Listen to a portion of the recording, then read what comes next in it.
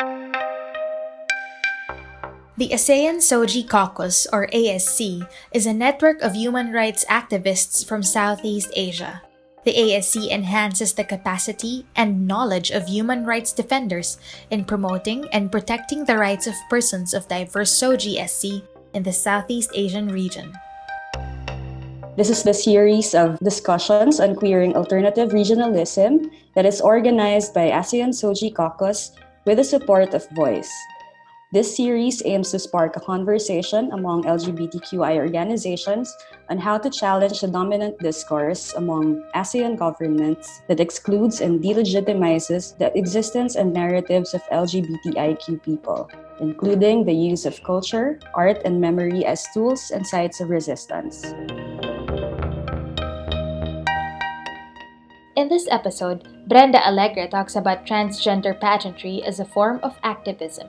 Brenda is a senior member of the Society of Transsexual Women of the Philippines. She is the Southeast Asian representative to the Executive Board of ILGA Asia. She is also a lecturer at the University of Hong Kong, where she teaches sexuality and gender. I think pageantry has a strong presence in LGBT culture and or subculture. In particular, trans pageantry. Although, of course, back in the day, we will always call it Miss Gay. Growing up, Miss Gay beauty pageants definitely caught my attention because I always felt that the women that I see on stage is the woman that I am going to become.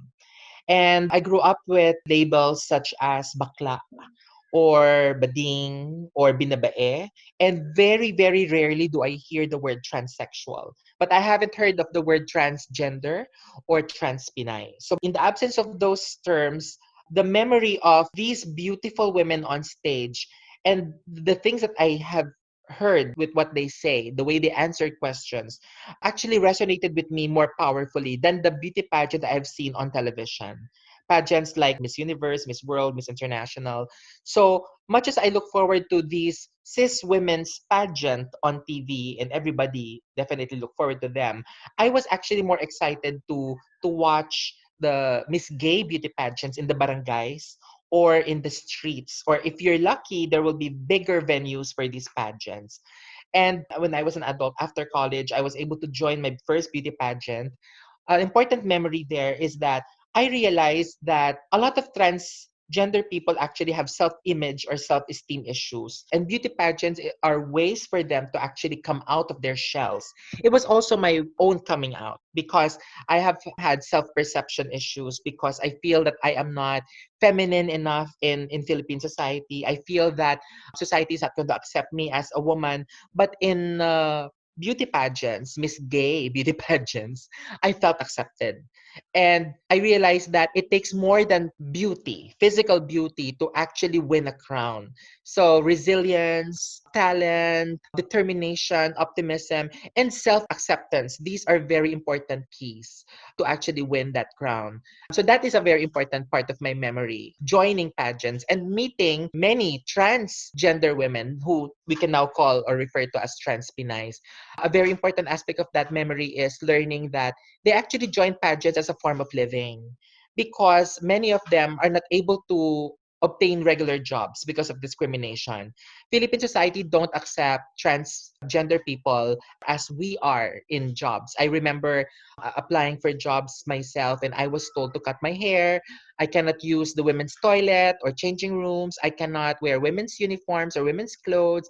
I cannot even use my female identified name as Brenda in the email structure.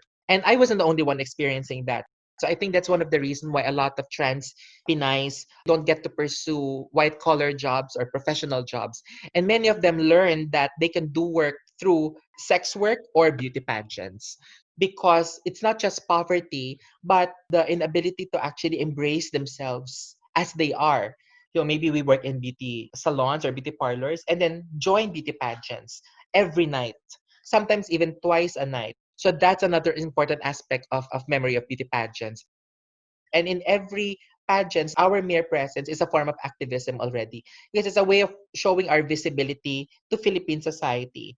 And then we serve sometimes as entertainment. And that's not always good because we are stereotyped as a form of entertainment or a source of entertainment. But it can also be good in such a way because we are able to make Philippine society listen to our situation. And during the question and answer portion, I realized that those moments are important platforms for LGBT people to actually talk about issues of inequality and exclusion. So I remember being asked, and not just me, but even in other pageants which I've watched, that they ask contestants how important it is to have laws protecting LGBT people, or how important it is to have same-sex union, how important it is to actually be allowed to work as you are, how important it is to use hormones and to have access to hormones. So those simple questions are actually very important to us, especially if we're able to answer them correctly. But we are asked questions not just relevant to being LGBT, but questions that are relevant to Philippine society in general. Like, for example, I think they ask questions about the value added tax.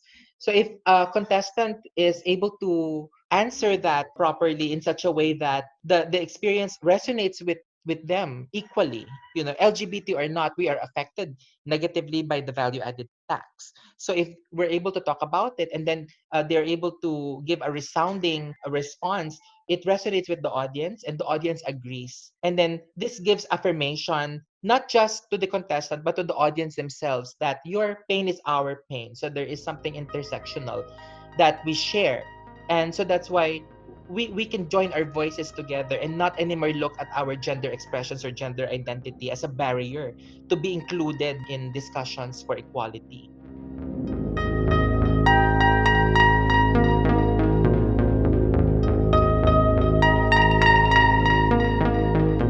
This podcast is released under a Creative Commons license.